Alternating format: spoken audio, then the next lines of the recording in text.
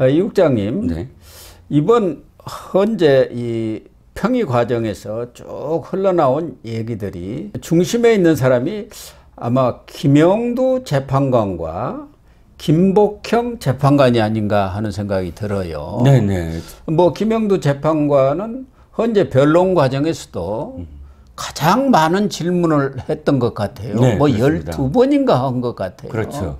그만큼 상당히 적극적인 입장을 보였습니다만은 그동안 알려지기로는 일단 중립적인 입장을 취하되 좀 진보 쪽으로 기운 것 아니냐 네네. 했는데 지금 막판에 김영두 재판관이 캐스팅 보트를 쥐고 기각이나 카카 쪽으로 돌아섰다. 그래가지고 판이 완전히 갈려버렸다. 이런 얘기가 나오고 있어요. 네, 뭐 이 사설 정보지가 하도 많아서 솔직히 말씀드리면 뭐 그것들을 전부 다 뭐 소개시켜드리거나 할 수는 없을 것 같은데, 근데 조금 이렇게 이 이름이 많이 오른 사람으로 얘기하면 김영두 재판관이 제일 많이 올랐어요. 예. 제일 많이. 왜냐하면 다른 사람들은 완전히 갈립니다. 이를테면 4대 4일 때 김영두는 이쪽이었거든요. 그러니까 그 기각 쪽이었어요. 이진숙 방통위원장의 파면에 대해서. 근데 그 이후에 김영두 재판관은 예를 들어서 마흔의 권한쟁이라든지 또는 그 이후에 한덕수 총리에 대한 결과라든지 5쪽에 들었었는데 그 5쪽이 진보 쪽. 들었었거든요. 그러니까 어떤 때는 보수, 어떤 때는 진보, 이렇게 계속 왔다 갔다 했던 사람 중에 한 사람인데, 일단 김영두라는 사람의 어쨌든 그 법리 깊이 이런 것들 때문에 더 많이 귀추가 주목되는 것 같아요. 대법원장 후보까지 올라섰고, 그렇죠. 아주 정통초 엘리트였다. 예. 전체적으로 8명의 어떤 스펙을 봤을 때, 물론 뭐 김복형이나 정계선도 뭐 스펙이 대단하지만 일단 훨씬 더 선배이고, 또 대법원장 후보까지 오를 정도로 이 두터운 어떤 그 법조계 내에서의 어떤 신망도 있었던 사람이다 보니까 이 사람이 얼만큼 사실 이 사안을 지켜보고 있느냐, 또 어떤 과정이 있느냐를 했을 때 김형두 재판관이 최근 유력하게 각하나 기각적으로 갔다라는 얘기가 굉장히 많은 찌라시에서 나오고 있거든요. 또 이제 뭐 그 안에는 별의별 얘기가 다 있습니다. 솔직히 자녀와 관련된 얘기도 있고 뭐 그런 얘기들 일일이 말씀드릴 수는 없지만 그러면서 사실 심정적으로 돌아섰다 뭐 이런 표현도 있고, 어쨌든 김영두 재판관이 어느 쪽으로 가느냐에 따라서 사실 4대 4냐 5대 3이냐가 그렇죠. 결정될 수 있는 거거든요.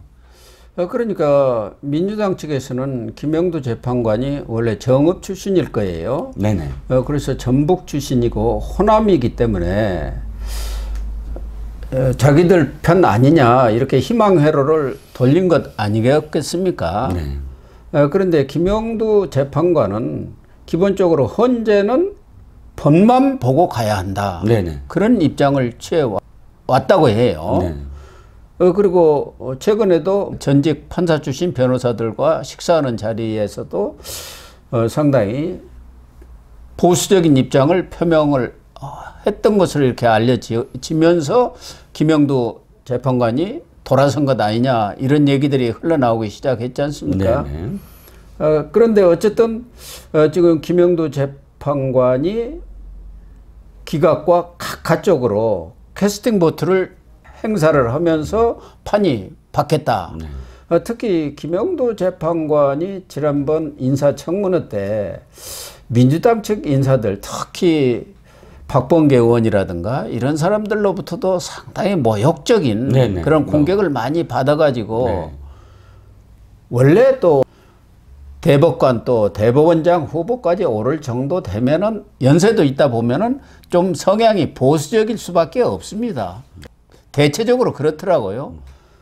그런데다가 특히 민주당 사람들과의 이런 접촉 과정에서 실망을 많이 해가지고 이재명이가 집권할 경우 과연 나라가 어디로 갈 것인가, 저런 사람들이 득세를 할 경우 어떨 건가 하는 우려, 그런 심증을 가졌다는 얘기들도 있습니다.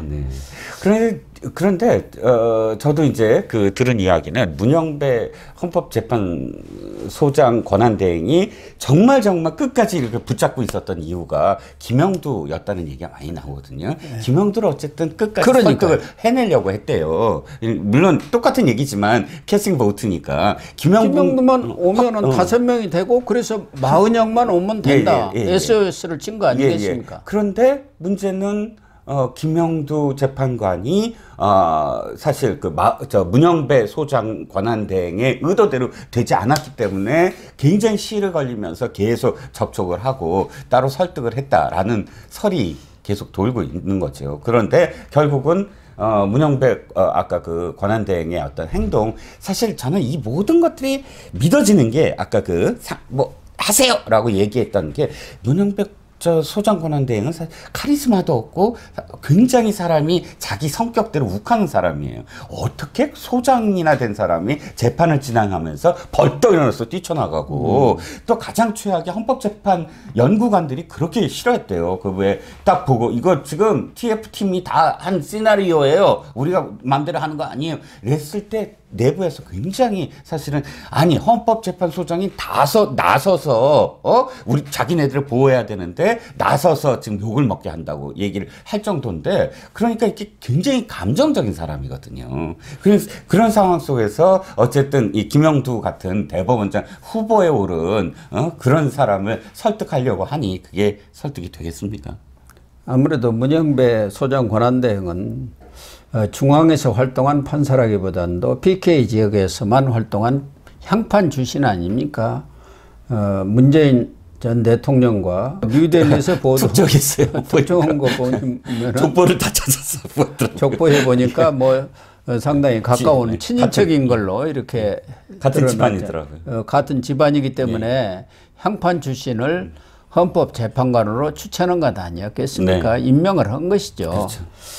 그러다 보니까 이렇게 큰 재판을 소장 대행을 맡아서 끌어가기에는 좀 역량이 부족했던 것 아닌가 하는 생각은 들어요. 또 한 분이 이제 이번 선고에 결정적인 키를 준 분은 김복형 재판관 아니었겠습니까? 그렇습니다. 네. 김복형 재판관이 지금 그 평의 과정 내내 제일 말을 많이 했다고 알려지고 있습니다. 말을 많이 했다는 건 무슨 얘기냐면 자기 의견을 적극적으로 개진했다는 뜻이고, 법률을 가지고 적극적으로 논쟁을 벌였다 그 얘기 아니겠습니까? 그렇죠. 그러니까 헌법재판소장이 저기잖아요.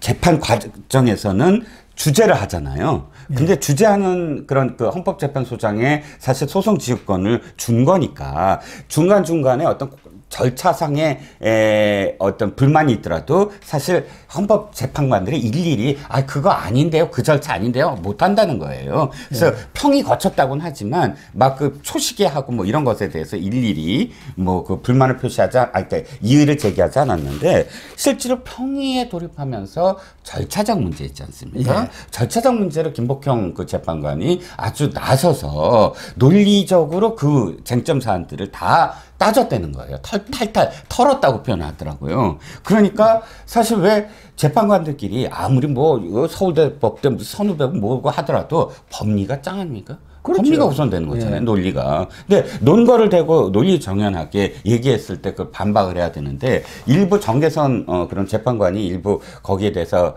맞대응을 했다고는 하지만 상당히 김복형 그 재판관의 논리가 타당성이 있었기 때문에 쟁점과 관련된 그 사실과 관련된 논거에 대해서 모두 다 함께 마음을 일치시킬 수가 없었다는 겁니다. 특히 김복형 재판관과 정계선 재판관이 상당히 두 여성 재판관이 맞붙어서 치열한 법리 논쟁을 벌였는데 김복형 재판관이 늘 눌렀다는 거죠. 2년 선배라고 그러죠.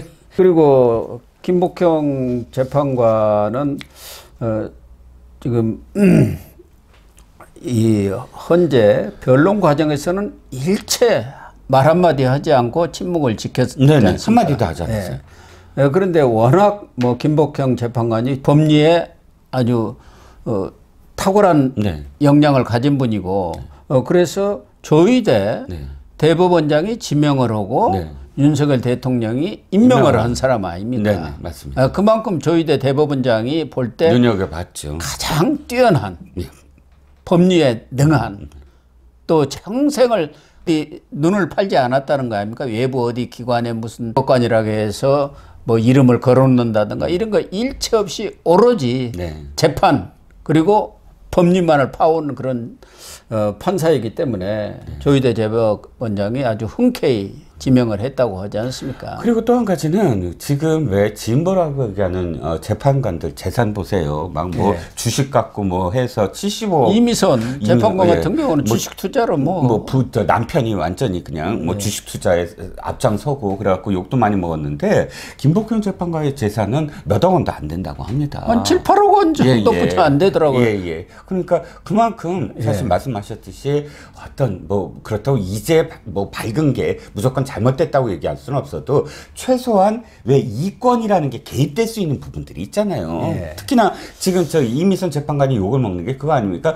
판사 시절에 자기가 주식을 산 그 회사에 이익이 되는 어떤 판결을 내렸다. 이거는 사실 굉장히 결격사유 아닙니까? 그런데 그런 것에 눈 돌리지 않고 정말 청렴하면서 법관의 길을 걸었다라는 게 사실 김복형 재판관의 삶에서 드러난 게 아닌가 싶은 거고요.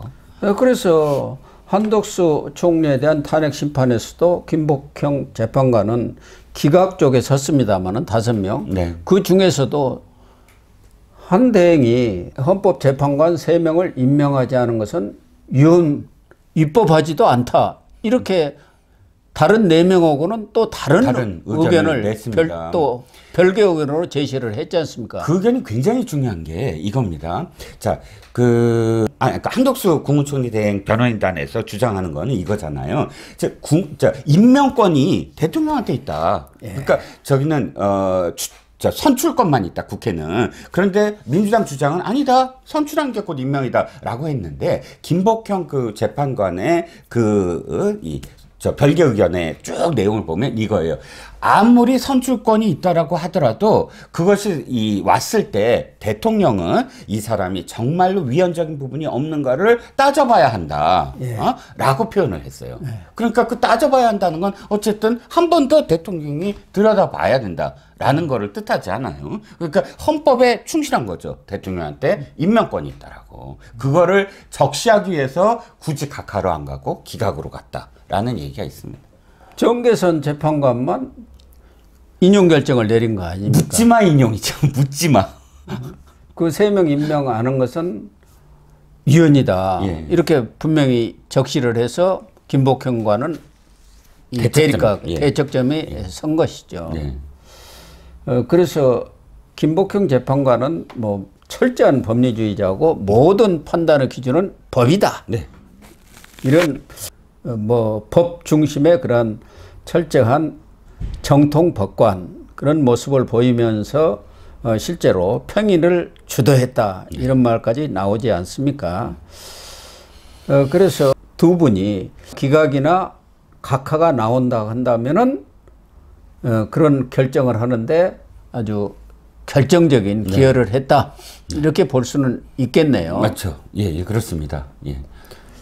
그래서 뭐 솔직히 이야기하면은 그 실체적 내용을 가지고 판단한다고 하면은 위헌 위법일 가능성은 높습니다. 네, 그렇습니다. 예. 박근혜 전 대통령 때도 뭐 4가지 중에 한 가지 때문에 네네.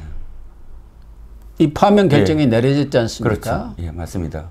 근데 지금 윤석열 대통령은 실질적인 내용은 쟁점이 5가지 아니겠습니까? 맞습니다. 그 중에 뭐 포고령이라든가 또 국무회의 그 제대로 이루어졌느냐 문제라든가 또 군 투입 문제 네네. 이런 것들은 국회의원 체포 문제. 예, 실체적인 그런 내용을 볼 때는 위헌 위법의 가능성이 높지요. 네네. 그게 물론 파면에까지 이를 정도로 중대하느냐 문제는 별개지만 네네.